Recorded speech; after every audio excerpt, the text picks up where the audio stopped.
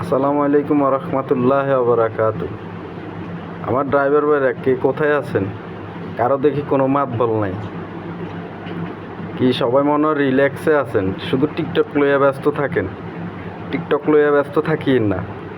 আজকে 16 বছর ধরে বিএটিতে আমাদের উপরে যে অত্যাচারগুলো করছে, বিএটিতে যে অনিয়মগুলো চলতেছে, আপনারা যদি এগুলো তুলে না ধরেন তাহলে সরকার দুর্নীতিবাজ যেগুলোকে মুক্ত কিভাবে করবে?